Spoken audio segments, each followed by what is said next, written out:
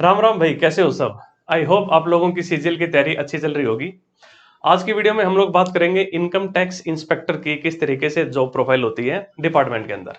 भाई एक चीज क्लियर करके चलो, जितने भी कर्मचारी होते हैं वो सब के सब काम कर रहे होते हैं अपने ऑफिसर्स के डायरेक्शंस पे। अब इस तरीके से कुछ ऑफिसर्स होते हैं इनकम टैक्स डिपार्टमेंट के अंदर। Income tax inspector non officers में सबसे ऊंची पोस्ट है। उसके बाद पहला प्रमोशन इनकम टैक्स ऑफिसर का, जो कि सभी ऑफिसर्स में सबसे छोटी पोस्ट है। और उसके ऊपर फिर ये सारे के सारे आपके आईआरएस के रैंक्स स्टार्ट हो जाते हैं। ठीक है, AC DC, joint additional commissioner, principal commissioner, chief और फिर प्रिंसिपल चीफ। और इसी तरीके से अगर आप इन्वेस्टिगेशन विंग में जाते हो तो वहां पे कमिश्नर की जगह डायरेक्टर्स होते हैं। असिस्टेंट कमिश्नर की जगह असिस्टेंट डायरेक्टर, फिर डिप्टी डायरेक्टर, ज्वाइंट डायरेक्टर, इस तरीके से चलते हैं। अब इनकम टैक्स इंस्पेक्टर की जॉब प्रोफाइल क्या होगी, ये बहुत ज्यादा डिपेंड करता है कि आपकी किसके अंडर आपकी पोस्टिंग आई है। अगर आप इनकम टैक्स ऑफिसर के अंडर पोस्टेड हो किसी वार्ड में, अब वो वार्ड जो है, अब ज्यादा टेक्निकल में जाऊंगा आपको आधी चीजें समझ में नहीं आएंगी, जाओ या फाओ हो सकता है, मतलब जुरिडिक्शनल असेसिंग ऑफिसर है या फेसलेस असेसिंग ऑफिसर है, उस पर भी डिपेंड करता है। मतलब आप कहीं पे भी आपकी पोस्टिंग हो सकती है, उस हिसाब से अलग अलग तरीके का काम मिलेगा। इनकम टैक्स ऑफिसर की मैं बात करूं तो आप मान के चलो, अगर एक कोई वार्ड है, ठीक है, उस वार्ड का हेड होगा इनकम टैक्स ऑफिसर। और उस इनकम टैक्स ऑफिसर को बहुत सारा स्टाफ दिया होगा। अब वो स्टाफ में कौन कौन हो सकते हैं, इनकम टैक्स इंस्पेक्टर हो सकते हैं, senior tax assistant, OS, office superintendent, tax assistant, MTS, साथ में कोई कंप्यूटर ऑपरेटर और फिर डेली वेजेस का कोई स्टाफ। इनका कोई भी कॉम्बिनेशन हो सकता है इनमें से कोई एक रैंक हो, या हो सकता है कि ये न हो वहां पे, मतलब डिपेंड करता है। सैंक्शन स्ट्रेंथ तो होती है कहीं काफी जगह पे, लेकिन स्टाफ कई जगह पे जो है कंप्लीट नहीं होता है। ठीक है, तो अब मेन मेन अगर हम बात करें, अगर आपके मन में ये चल रहा है कि मैं डिपार्टमेंट में आके कुछ चीर दूंगा, फाड़ दूंगा और पता नहीं क्या कर दूंगा इनकम टैक्स इंस्पेक्टर बन के, तो इस तरीके की मानसिकता लेके देखो आपको डिपार्टमेंट में नहीं आना।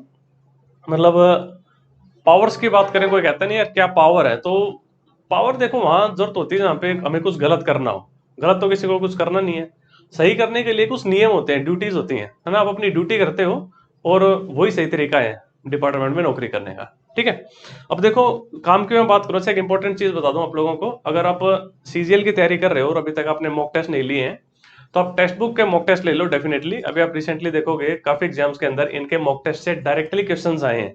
मतलब आप ये मान के चल लो कि जो पास्ट पेपर्स होते हैं वो क्वेश्चंस अगर रिपीट हो रहे हैं, तो मान के चलो टेक्स्ट बुक के मॉक टेस्ट में से भी आपको क्वेश्चंस रिपीट होते मिलेंगे। क्योंकि जो पास्ट पेपर्स के फॉर्म में इन्होंने मॉक टेस्ट बना रखे हैं, जो एक्चुअल में जो पेपर आया था वो का वही आपको मॉक टेस्ट के फॉर्म में मिल जाता है। तो कोई क्वेश्चन अगर रिपीट होता है तो बहुत ज्यादा चांसेस है कि वो क्वेश्चन आपने मॉक टेस्ट में अपने घर में दिया होगा और फिर से वही क्वेश्चन आपके सामने एक्चुअल एग्जाम के अंदर आ जाता है। ठीक है, इनका पास लेते हुए अगर आप भाई कोड का इस्तेमाल करते हो, BHAI, भाई कोड लगाने से आपको एक एडिशनल 10% का डिस्काउंट मिल जाएगा उस ऑफर के साथ साथ जो उस टाइम पे ऑफर चल रहा होता है। ठीक है, तो चलिए कंटिन्यू करते हैं अपनी वीडियो को।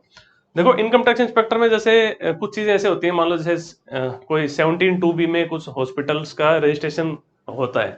अब उसके अंदर जैसे मान लो जो रिपोर्ट तैयार करनी होती है वो इंस्पेक्टर को तैयार करनी होती है। कि आप जाओगे हॉस्पिटल में और आप कुछ, आपके पास एक चेकलिस्ट है, आप देखोगे इन इन चीजों का जो है पालन हो रहा है कि नहीं, या फिर ये सर्विसेज वो हॉस्पिटल प्रोवाइड कर रहा है कि नहीं, भाई इतने बेड होने चाहिए, ये इतने रूम्स होने चाहिए, मतलब वगैरह वगैरह बहुत सारी चीजें होती हैं। तो अब वो इंस्पेक्शन करने कौन जाएगा, इनकम टैक्स इंस्पेक्टर जाएगा।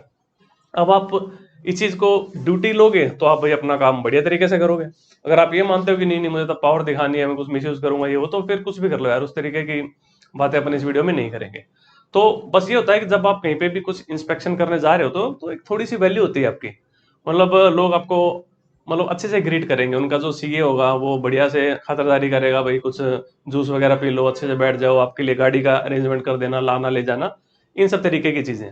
इसी तरीके से मान लो अगर आप इन्वेस्टिगेशन में पोस्टेड हो, इन्वेस्टिगेशन का मेन काम यही होता है कि जिसको हम देसी भाषा में रेड बोलते हैं, जबकि डिपार्टमेंट की लैंग्वेज में इसको सर्च कहा जाता है। और मतलब सर्च और सर्वेज होते हैं। तो इन्वेस्टिगेशन विंग का मेन काम यही होता है कि सर्च कंडक्ट करवाना और खुद तो पार्टिसिपेट करना ही करना, साथ में दूसरे लोगों को भी जो है टीम का हिस्सा बना के उस टाइम पे सर्च में लेके जाना।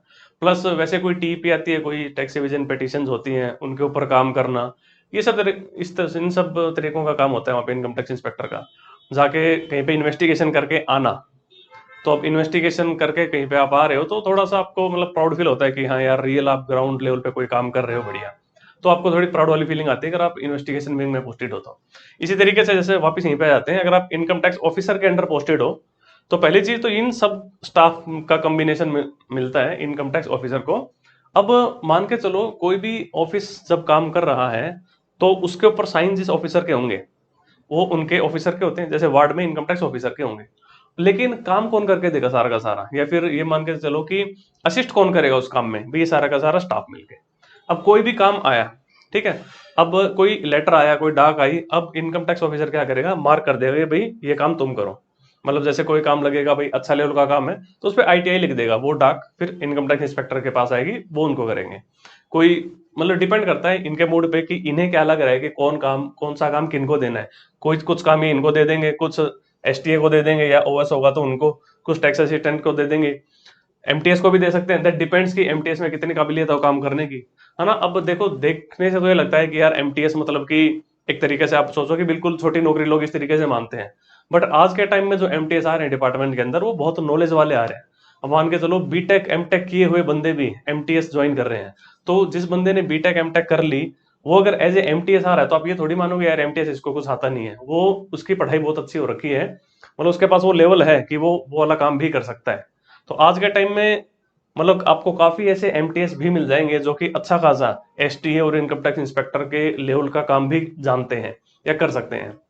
और कौन क्या काम करता है, मतलब किसको क्या काम मिलेगा, ये इस बात पे डिपेंड करता है कि कौन क्या काम कर रहा है। अब डिपेंड करता है कि अगर मान लो जैसे मतलब शायद आप लोगों को समझ में नहीं है कि एक CSR होती है, कंप्लीट स्क्रूटनी रिपोर्ट। अब वो CSR बनाने के लिए थोड़ी सा अपने को दिमाग चाहिए, जो कि मान के चलो कि कोई इनकम टैक्स इंस्पेक्टर या सीनियर टैक्स असिस्टेंट बना रहा है।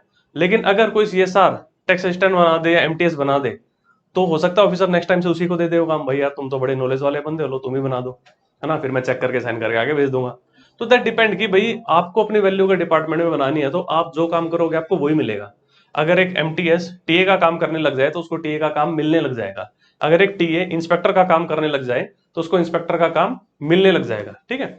अब इनकम टैक्स इंस्पेक्टर को जैसे मान के चलो मेन मेन आपके CSR हो गई, रिमांड रिपोर्ट्स हो गई, डोजियर जो 25 करोड़ से ऊपर के होते हैं, मतलब उस तरीके की चीजें आपको काफी चीजें तो अभी समझ में नहीं आएंगी। असेसमेंट में कैलकुलेशंस में हेल्प करना, रिफंड कैलकुलेशंस बनाना, इस तरीके का काफी काम होता है। बट मान के चलो अब क्या हो गया ना, जैसे पहले होता था सारा का सारा काम जाओ का ही, अब एक फेसलेस असेसमेंट स्कीम आ गई है, आपको पता होगा।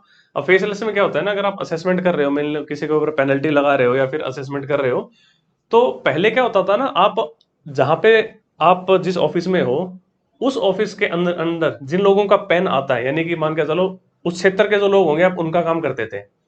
लेकिन अब फेसलेस में क्या हो गया, आप पूरे देश में आपको कहीं से भी किसी का पेन मिल सकता है काम करने को। तो पहले क्या होता था कि जैसे मान लो कोई काम करना है, किसी की असेसमेंट हो रही है, तो बंदा खुद ऑफिस आ जाया करता था कि लो साहब देखो मैं सबूत दे रहा हूँ, मेरे पास ये प्रूफ है कि भाई मेरी इनकम को न बढ़ाया जाए या फिर मुझे डिडक्शन दी जाए, इस तरीके की चीजें।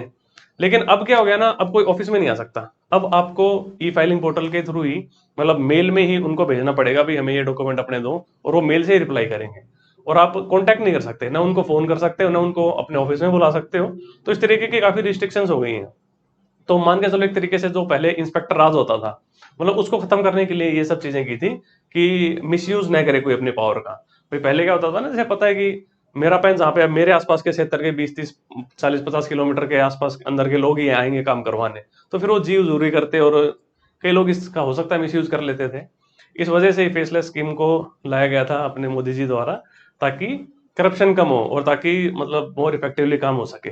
तो मोटा मोटा अगर इनकम टैक्स इंस्पेक्टर के जॉब प्रोफाइल की बात करें तो बहुत ही डिसेंट, बहुत ही अच्छी वर्क प्रोफाइल है।